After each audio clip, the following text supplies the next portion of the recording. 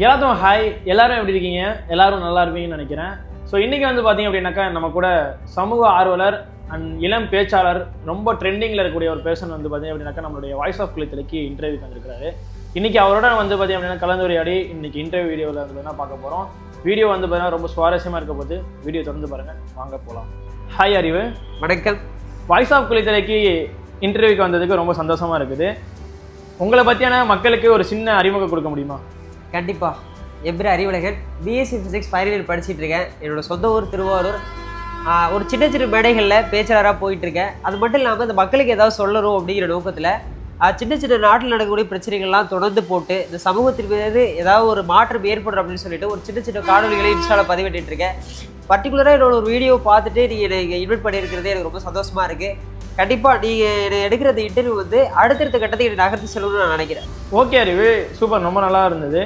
இப்போ உங்களுக்கு வந்து பார்த்தீங்கன்னா எப்படி இந்த சமூகத்துக்கு மீதான பற்று வந்துச்சு, அதே போல் பார்த்தீங்கன்னா எப்படி இந்த பேச்சாளர் விஷயத்தில் மீடியாவில் வந்து கொண்டு வரணும், எப்படி உங்களுக்கு இந்த மாதிரிலாம் வந்துச்சு?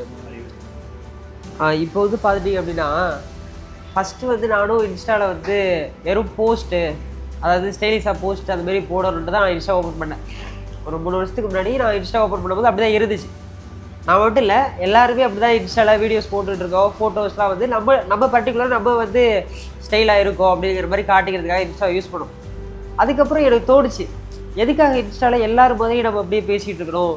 ஏன்னா இப்போ எல்லாருமே வந்து நியூஸ் பார்க்குறத விட இன்ஸ்டா அதிகமாக பார்க்குறாங்க.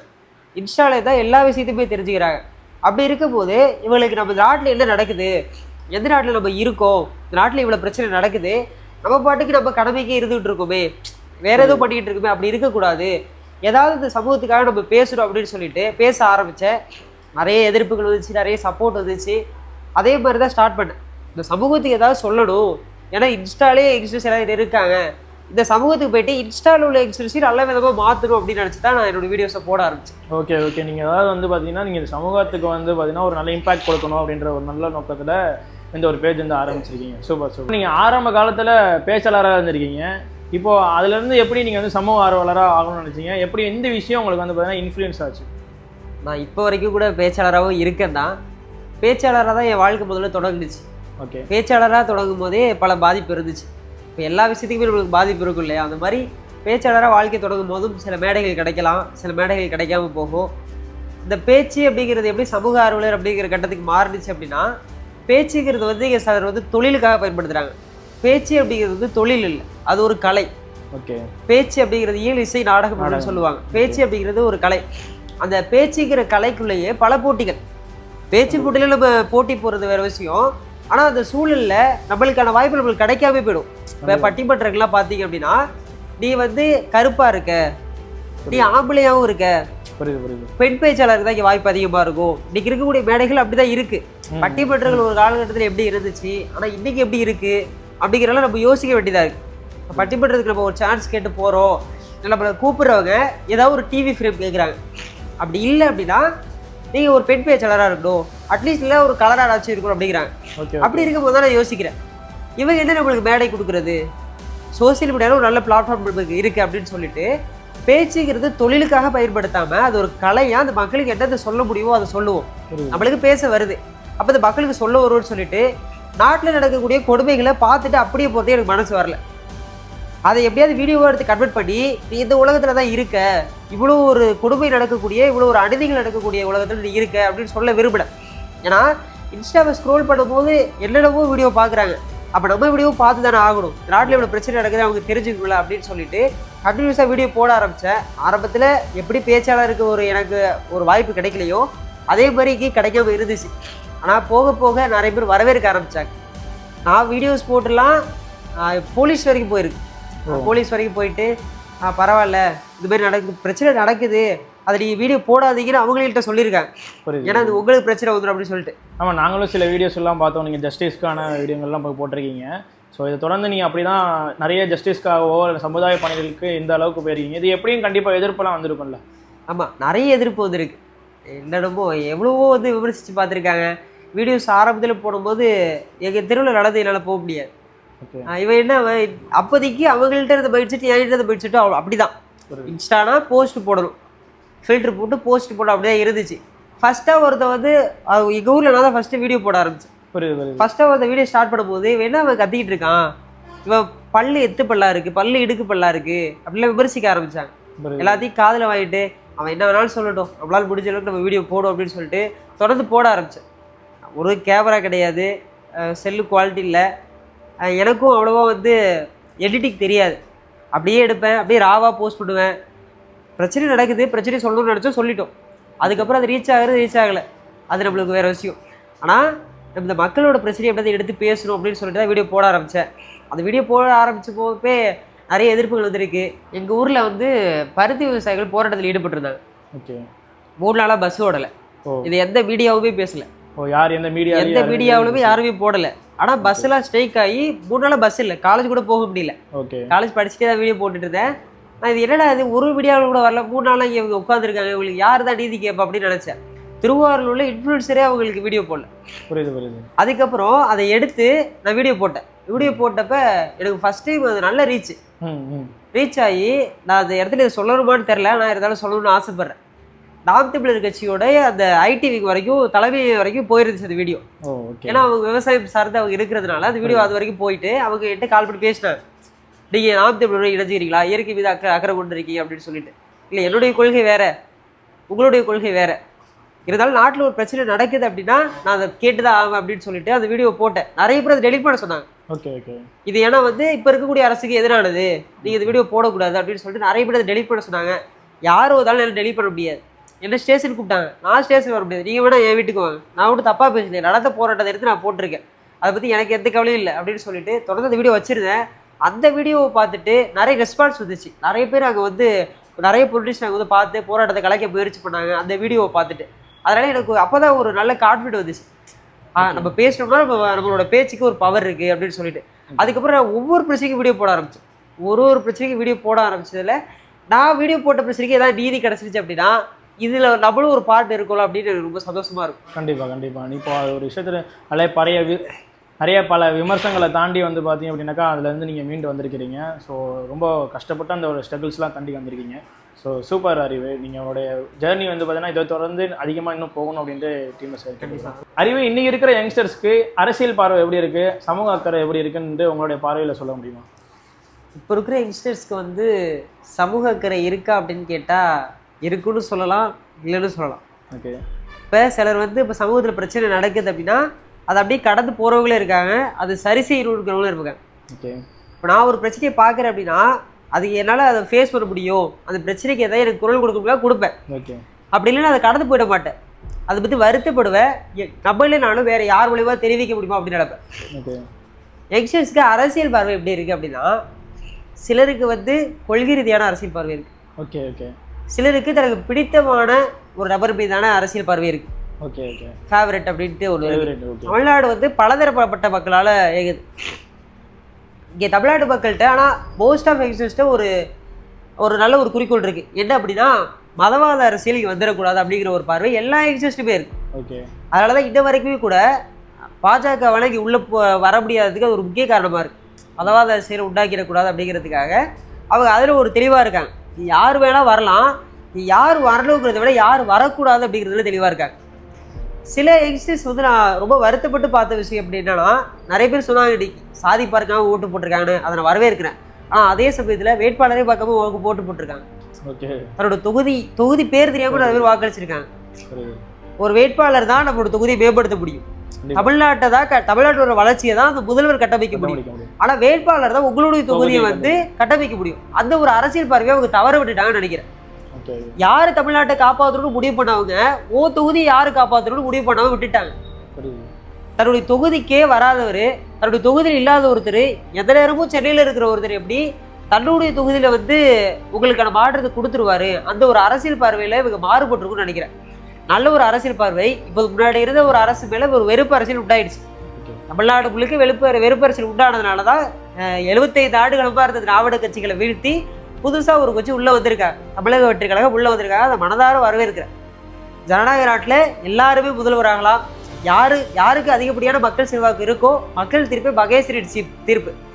இப்போ நான் உதாரணத்துக்கு அன்னைக்கு நான் கேட்டேன், நான் போன இடத்துல ஒரு அம்மாவை பார்த்து கேட்டேன், இன்னும் தங்கத்துக்கு வந்து சிஎம் கிடைக்கல அப்படின்னாங்க. அவங்க வேலை பார்த்துட்டு இருக்காங்க, அவங்க மனசு பதறி போய் கேட்குறாங்க, கூட்டிட்டு வந்துட்டாங்களா, தங்கத்தை உட்கார விட மாட்டாங்களா அப்படிங்கிறாங்க. விஜய் வந்து சொல்றாங்க தங்கத்தை உட்கார விட மாட்டாங்க. அந்த மூதாட்டி வரைக்கும் ஒரு இருக்கு, விஜய் மீதான ஒரு காதல், விஜய் மீதான ஒரு ஈர்ப்பு இருக்கு. எனக்கு தெரிஞ்சு விஜய் வந்து சினிமாவில் இல்லாமல் வந்துருந்தாருன்னா இவ்வளோ பெரிய சேஞ்ச் இருந்திருக்குமானா இல்லை. அதுவும் ஒரு காரணம் தான். திரைக்கவர்ச்சிங்கிறதும் ஒரு காரணம். இவ்வளோ ஒரு வாக்குகளை பெற்றதுக்கு திரைக்கவர்ச்சி காரணம். அதனால தான் எம்ஜிஆர் வாங்கினாரு, என்டிஆர் வாங்கினாரு, விஜய்காந்தும் அதனால தான் வாங்கினார். அது ஒரு காரணம் இருக்கு. ஆனால் அந்த தமிழக வெற்றி கழகத்தில் வாக்களித்தவங்க எல்லாருமே தமிழ்நாடுக்கு மாற்ற வேணும்னு நினைச்சாங்களே தவிர தன்னுடைய தொகுதிக்கு மாற்றத்தை எதிர்பார்க்கலாம் நான் நினைக்கிறேன். தன்னுடைய தொகுதியில் யார் நிற்கிறா, அவன் பேர் என்ன, அவன் பேக்ரவுண்ட் என்ன, முன்னாடி அவன் என்ன வேலை பார்த்தான், அவனோட கேஸ்ட் பார்க்கல, அதை நான் வரவேற்கிறேன். அவனோட மதத்தை பார்க்கல, வரவேற்கிறேன். ஆனால் அவன் நல்லவனா கெட்டவனாங்கிறத பார்த்துருக்கணும். சில எக்ஸஸ் அதை பார்த்தாங்க. அதனால தான் சில தொகுதிகளில் அவங்களால வர முடியல. சில எக்ஸஸ் பார்த்துருக்காங்க, சில எக்ஸஸ் பார்க்கல. அந்த இடத்துல வந்து தமிழ்நாட்டுக்கான மாற்றத்தை தாண்டி தன்னுடைய தொகுதிக்கான மாற்றத்தையும் பார்க்கணும். உங்களுடைய தொகுதி மேம்படணும். இப்போ நம்ம குளித்தலையில் இருக்கோம் அப்படின்னா குளித்தலை தொகுதி மேம்படணும்னா குளித்தலோட வேட்பாளர் யாரும் தெரிஞ்சிருக்கணும். நான் அன்னைக்கு அந்த அம்மாட்ட கேட்கும் போது அந்த அம்மாவுக்கு வந்து அவங்களோட தொகுதி பேரே தெரியல. அந்த அம்மாவோட ஊர் பேரை வச்சு நான் தொகுதி என்னன்னு கண்டுபிடிச்சிட்டேன். அவங்க திருவாரூர் தொகுதியை சேர்ந்தவன கண்டுபிடிச்சிட்டேன். ஆனால் அவங்களுக்கு அவங்க என்ன தொகுதின்னு தெரியல. குடும்பத்தில் 7 ஓட்டு நான் போட்டிருக்கேங்கிறாங்க. அதில் மாறுபடணும்னு நினைக்கிறேன். தமிழ்நாட்டோட மாற்றத்தை எதிர்பார்க்குறவங்க இதுல எல்லாம் தெளிவாக இருக்கணும் அப்படின்னு நான் நினைக்கிறேன்.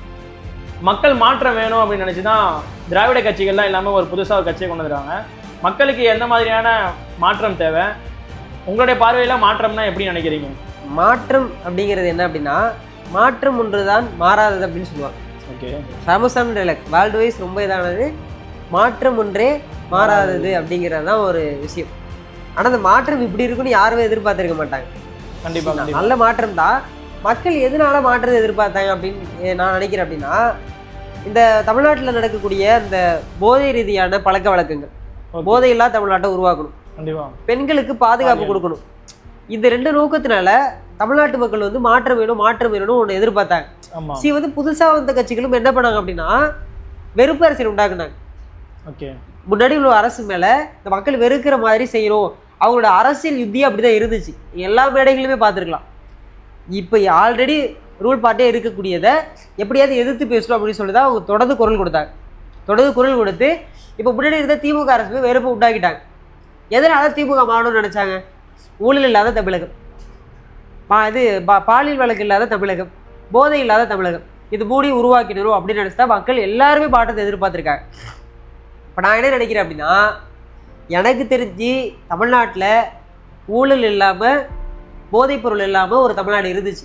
எப்போனா நான் படித்த வரைக்கும் காமராஜர் கக்கன் இருந்தப்போ இருந்துச்சு. ஏன்னா காமராஜர் இறக்கும் போது அவர் பையில இருந்து 150 ரூபா தான். கிழிஞ்ச வேஷ்டிலாம் கூட கதர் வெட்டிலாம் கூட இருந்துச்சு. காமராஜருக்கு அப்புறம் இங்கே யாருமே வந்து பெரிய மாற்றத்தை கொடுத்துட்டாங்கன்னா இல்லை. காமராஜர் இருந்தார்.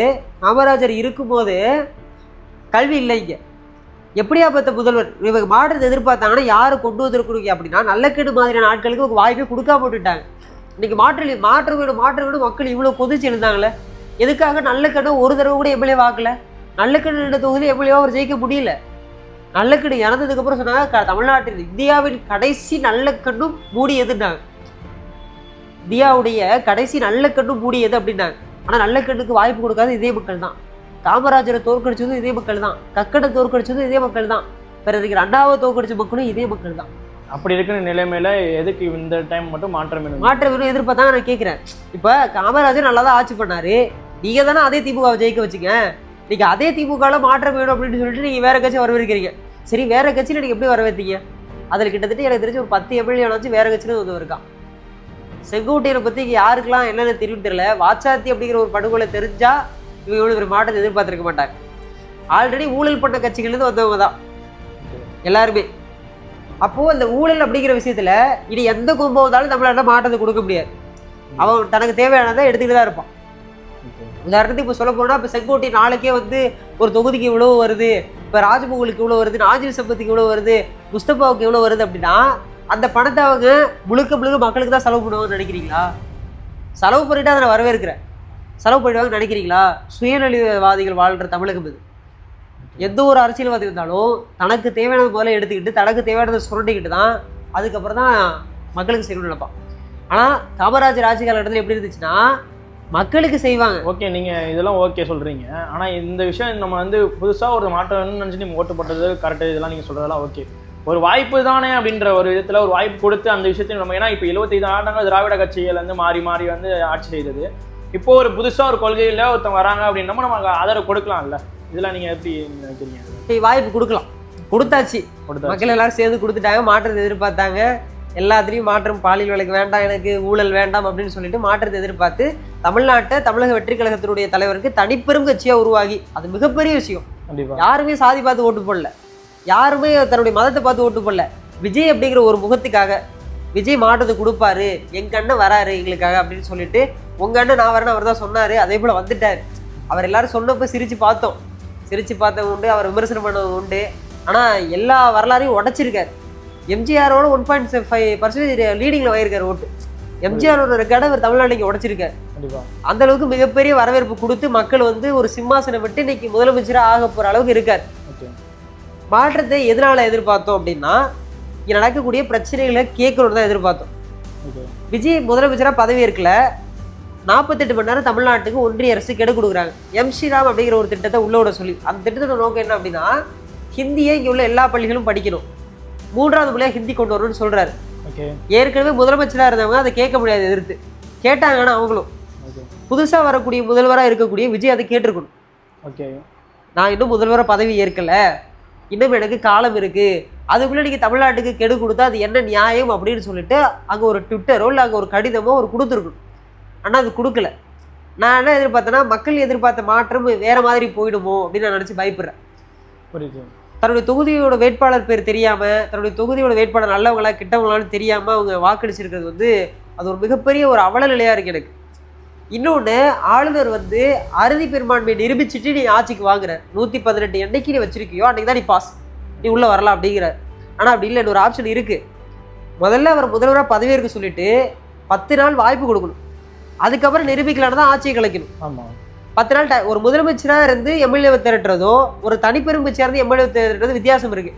இப்போ ஒரு சிஎம் ஆகிட்டாருன்னு வச்சுக்கோங்களேன், வேற கட்சியில் உள்ள எம்எல்ஏ ஈஸியாக வாங்கிடலாம், ஈஸியாக எம்எல்ஏவோட ஆதரவை பெற்றுடலாம். ஆனால் இப்படி இருக்கும்போது புதுசாக ஒருத்தர் வரும்போது குளறுபடிகள் இருக்கும்.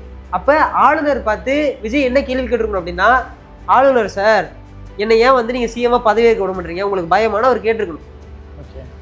இதே மாதிரி ஒரு கேள்வி முன்னாடி கேட்டார், சிஎம் சாரை பற்றி கேட்டார், அதே போல் ஆளுநர் சாரை பற்றி ஒரு கேள்வி கேட்டிருக்கணும். விஜய் அவர்கள் வந்து பார்த்தீங்கன்னா நிறைய இடத்துல மௌனமாக இருந்து இந்த விஷயத்தெல்லாம் செஞ்சுருக்காரு. அப்படின்னு இருக்கும்போது இந்த விஷயத்த நீங்கள் எப்படி எதிர்பார்ப்பீங்க? எங்க எல்லா விஷயத்துலையும் மௌனமாக இருக்கலாம், மௌனமாக இருந்து சாதிச்சிருக்காரு. விமர்சனங்கள் வரும்போது மௌனமாக இருக்கலாம்.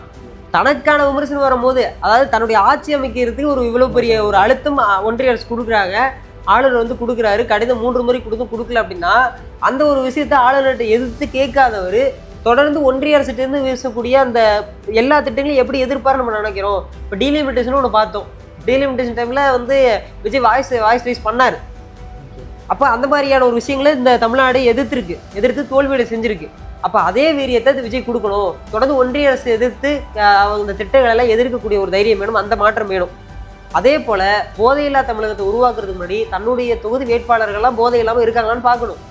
தஞ்சாவூர் எம்எல்ஏவோட வீடியோ பழைய வீடியோவா புது வீடியோவா எனக்கு தெரியல, ஆனால் தண்ணி அடிச்சது உண்மை தானே, தண்ணி அடிச்சது உண்மைதான், குத்தாட்டம் போட்டது உண்மைதான். இப்போ ஒரு வேட்பாளர் தான் நம்ம நிறுத்தியிருக்கோம். நான் சாதிக்காரன்னு பகிரங்கமாக பல மீடியாக்கள் இருக்கக்கூடிய மேடையில் நின்றுட்டு பேசின ஒருத்தர் வேட்பாளர் நிறுத்தியிருக்கோம். 10 வருஷமா ஆர்எஸ்எஸோடைய இருந்து எம்எல்ஏவா இருந்து ஆர்எஸ்எஸ் நிர்மல்குமாராக நிறுத்தியிருக்கோம், புஷி ஆனந்தை நிறுத்தியிருக்கோம். இப்படி இவங்கெல்லாம் சேர்ந்து எவ்வளோ பெரிய மாற்றத்தை கொடுப்பாங்கன்னு தெரியல. விஜய் இனிமே முடிவு பண்ணி இந்த தமிழ்நாட்டுடைய சட்டங்களை எப்படிலாம் வந்து சரி பண்ணலாம், தனிமனித ஒழுக்கத்தை எப்படிலாம் அந்த மக்களுக்கு சொல்லித்தரலாம், போதையில்லா தமிழ்நாட்டை எப்படி உருவாக்குறது அப்படிங்கிற விஷயத்துல மக்கள் யாருமே விஜய்கிட்ட இலவசத்தை எதிர்பார்த்து ஓட்டு போடல. கண்டிப்பாக விஜய் இதை செய்வாரோ அதை செய்வாரோ எதிர்பார்த்து ஓட்டு போடல. பெண்களுக்கு பாதுகாப்பு வேணுங்கிற ஒரே நோக்கத்துக்காக பெண்கள் எல்லாரும் ஓட்டு போட்டிருக்காங்க. புரியுது. ஊழல் எல்லாம் தமிழ்நாட்டை உருவாக்கணும் அப்படிங்கிற ஒரே காரணத்துக்காக அந்த மக்கள் எல்லாரும் ஓட்டு போட்டிருக்காங்க.